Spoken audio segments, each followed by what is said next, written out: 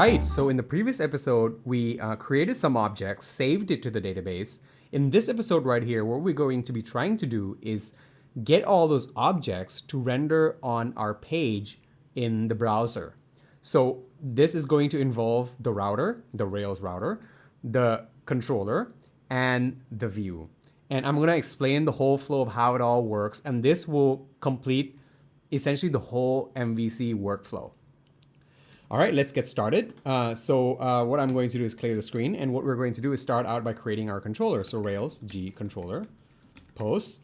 So generally controllers will have plural names, which means it's multiple. Like for this case, we're using post, and the model will have singular names. That's the convention that we have in Rails. All right, so you'll see a bunch of files got generated over here, but what we're going to be focusing on here is the controller and the views. So by default, Rails will generate the views for us, and it's going to map, the post views is going to map to the post controller. Again, these are test files that are being generated, the helper, assets to JavaScript and CSS. We're going to cover all of this in a different episode. This episode here, we just want to get the objects from the database to render on the page. All right, so let's head over to the text editor, and here we are in our controller. The first thing we're going to do is we're going to go to the routes file. So here it is, the routes file. If you don't know where it is, it's in your config routes, config folder, and then the routes. So these are comments. I highly recommend you guys read it. It's a lot of good information. I'm going to go through everything in here later on. In this episode, we're just going to keep it simple. So we're going to have resources, posts. So what this is going to do is it's going to map the routes. So in the browser, the different paths, we need to be able to map it to the controller. So, and the actions in the controller. What do I mean by that? So let's go into our controller and create our first action. So def index. So the index action is generally what we use to render a collection of items. So in this case, we have a collection of posts. So that's what we're going to render out. We're going to do that in the index action. All right, so I'm going to create a instance variable over here. And I'm going to load the object. So I'm accessing the model here, like we did in the previous episode. I'm accessing all the objects, basically.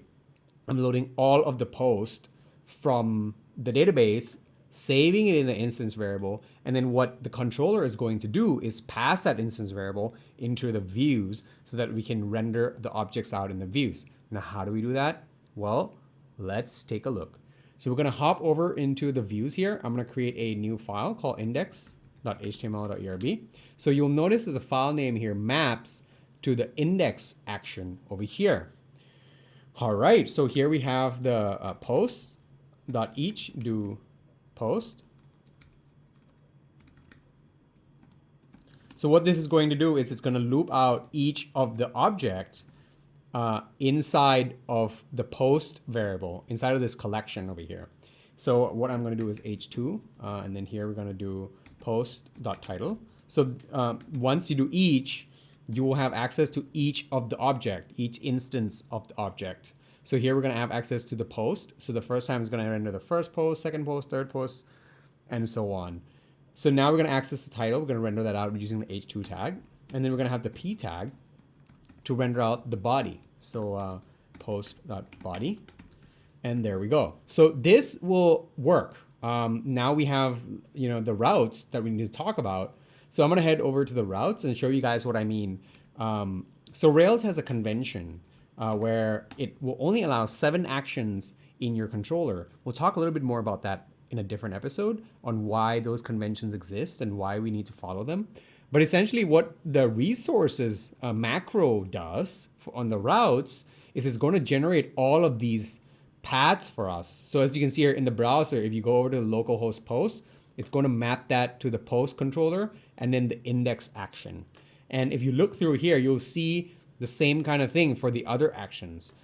In this episode, we're just going to cover the index. We just want to get the objects to show, so we complete the whole MVC workflow. I'm going to start the server, so Rails S, and head over to the browser over here. So as you can see, I've tried this out already, cheated a little bit, but yeah. So here, if I go to post, like we saw in the routes, it's going to go to the index action in the controller and render out all of the posts because we said, load all the posts from the model. We told the model to load all the posts.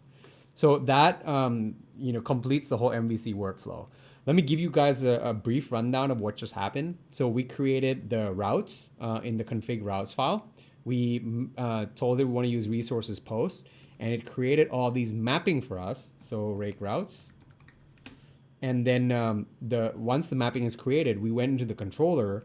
We told the model, hey, give us all the posts, save it to the instance variable, pass it into the view, and then in the view, we wrote the code, the template, to render out all of the objects. All right, guys, that's going to wrap it up for this video. I will see you guys in the next one.